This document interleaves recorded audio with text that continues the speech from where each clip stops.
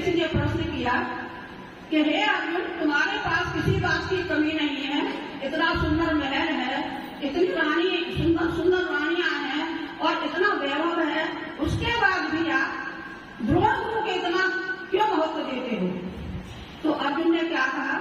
अर्जुन ने कहा कि ये सुंदर सुंदर रानियां हैं, ये विनाश को प्राप्त होने वाली हैं, और जो ये सुंदर यौवन है ये भी क्षण में नाश होने वाला है, और जो ये धन संपत्ति जो महल है वो भी विनाश को प्राप्त होने वाला है। गुरु से जो मुझे ज्ञान मिलता है वो मुझे मेरे साथ जाने वाला है, और जो गुरु से मुझे ऊर्जा मिलती है, उससे जो मुझे संबल मिलता है, उससे मेरे सारे काम होने वाले हैं। इसीलिए मैं गुरु को इतना सम्मान देता हूँ। गुरु को सम्मान क्यों देते हो तुम? क्यों देते हो गुरु को सम्मान? गुरु तो हमारे ऐसे हैं जो कि तुम्हें छूटी नैया से तुम्हें उस पार करने वाले हैं, गुरु भवसागर से पार करने वाले हैं, और गुरु जो तुम्हारे काम नहीं होते हो वो तुम्हारे काम करने वाले हैं। लेकिन होना चाहिए तुम्हें दृढ़ विश्वास। अगर तुम्हें विश्वास नहीं है तो तुम्हारा कोई काम भी होने वाला नहीं है। इसी तरह गुरु की महिमा को हम कभी गा नहीं सकते, और गुरु के वर्णन हम कभी कर नहीं सकते, और जो गुरु के समीप होता है उसे ये भी नहीं पता होता कि हमारा कौन सा काम किस समय हो गया, उसको खबर भी नहीं रहती है। गुरु की अगर एक दृष्टि तुम्हारे ऊपर पड़ जाती है, अगर नजर भर में तुमको देख लेते हैं कि तुम्हारी सारी बाधाएं तुम्हारी दूर हो जाती है। गुरु के बाद माँ का नंबर आता है। माँ के जो बच्चे समर्पित होते हैं, जो माँ को मान सम्मान देने वाले होते हैं, तो उन बच्चों का कोई काम रुकने वाला नहीं है। इसी तरह महाभारत का जब युद्ध चल रहा था, तो जब सब कौरव मारे गए तो गांधारी को बहुत चिंता हुई।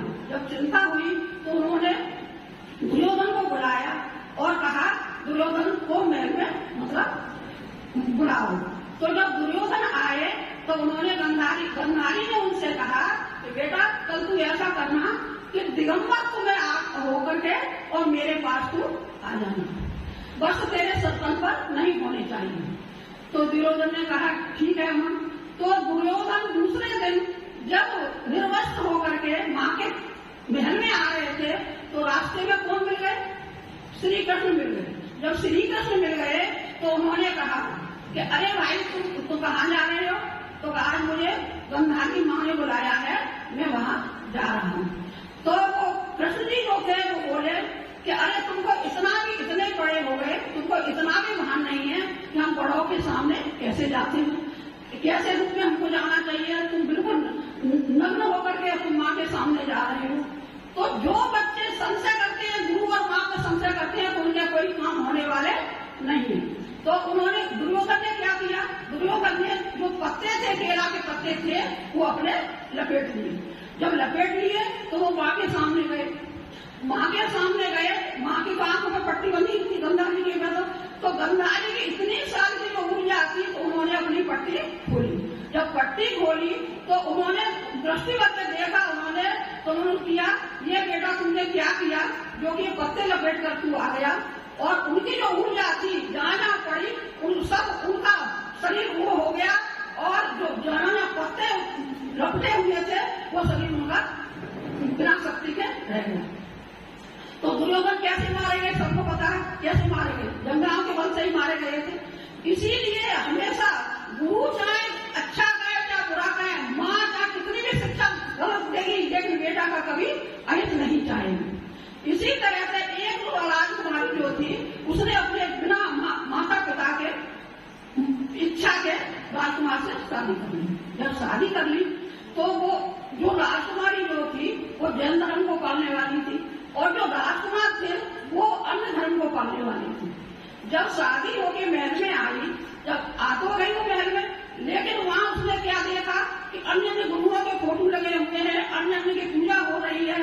तो उसने कहा कि ये मेरे कौन से धर्म का ऐसा उदय आया जो मैंने ऐसा कृत्य कर लिया जो मैं अपने धर्म से दूर हो गई हूँ। अब वो आ तो गई, अब लेकिन पूरे दिन रहती, लेकिन वो उसका मन महल में नहीं करता, बहुत उदास रहने लगी। तब एक दिन राजकुमार ने पूछा कि मैं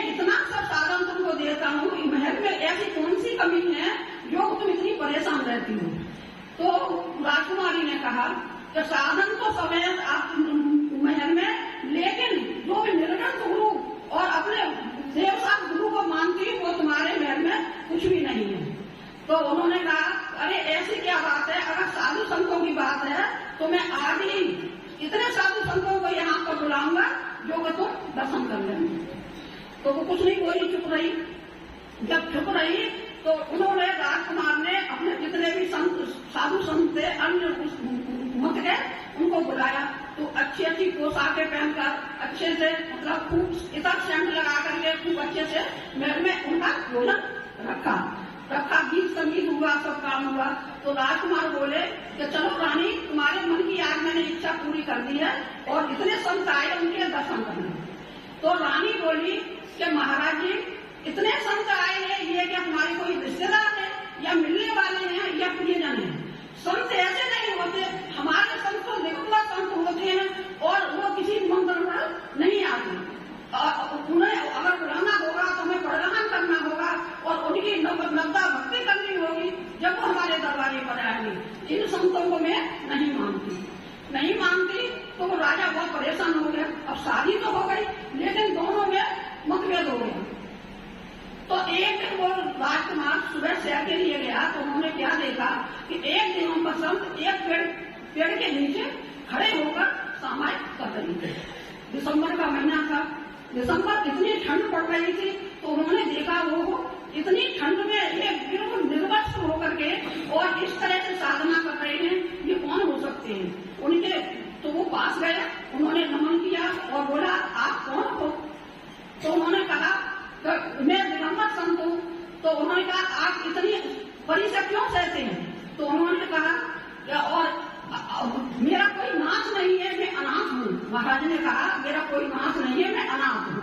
तो राजा ने कहा कि महाराज आपका नाथ मैं बनना चाहता हूँ, मैं बन जाऊंगा और आप इतनी बड़ी से नहीं सहें। इस ठंड में सर्दी में आप मेरे महल में चलें और आप सब सुख साधन में आपको दूंगा। तो संत बोले कि आप ही तो महाराज अनाथ ही है, ये बताओ आपका जितना भी ये वैभव है, ये जितना ही राजपाट है, कि आपके साथ जाने वाला है? तो राजा कुछ सोच में पड़ गए। जब सोच में पड़ गए तो उन्होंने वो घर पर आ गए तो बोले रानी से बोले कि आज मैंने तुम्हारे दिगंबर संत के दर्शन किए तो मुझे अंदर से कुछ ऐसा लगा, मेरी आत्मा में बहुत कुछ आज हलचल सी हो गई है। तो रानी एकदम सुनकर खुश हो गई। जब खुश हो गई तो बोली चलो नाथ मुझे दर्शन करने जाना है। तो जब रानी दर्शन करने के लिए गई तो उनको तो अहोभाग कि आज मेरे इतने दिनों के बाद मुझे जगन गुरु के मुझे दर्शन हुए।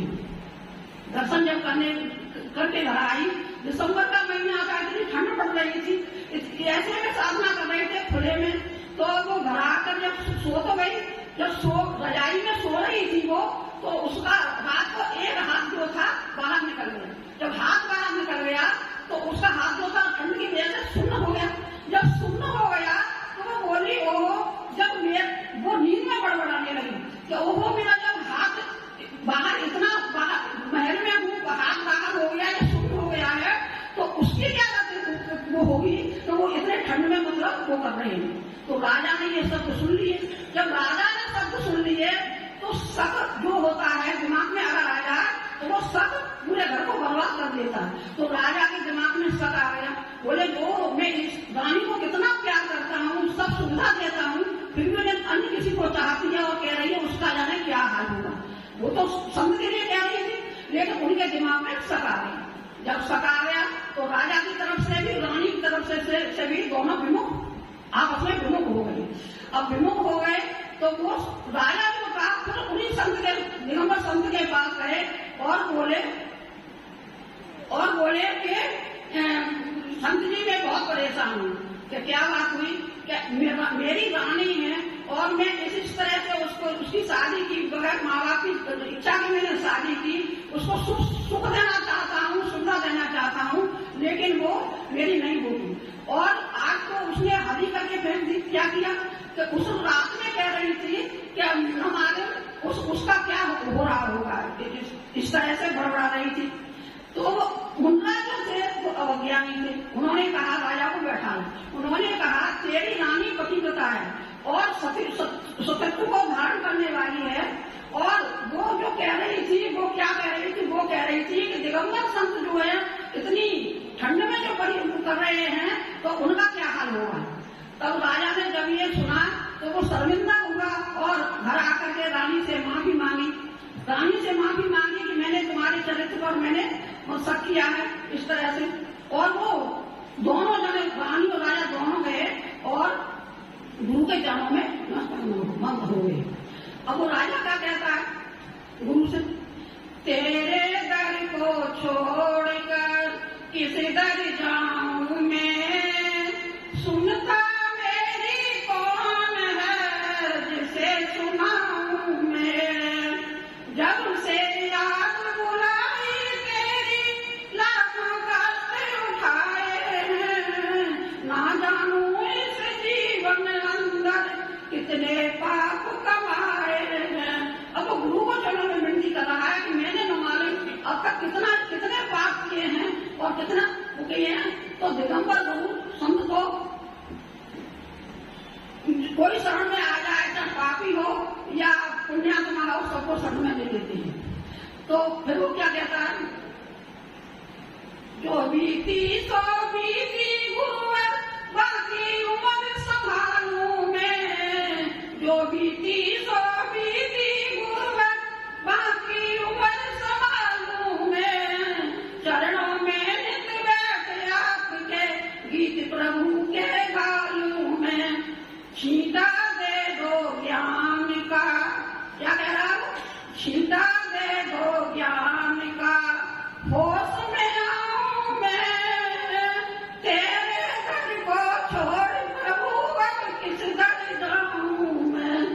तो इस तरह से वो राजा जो है गुरु के चरणों समर्पित हो जाता है और अपना जीवन धन कर लेता है।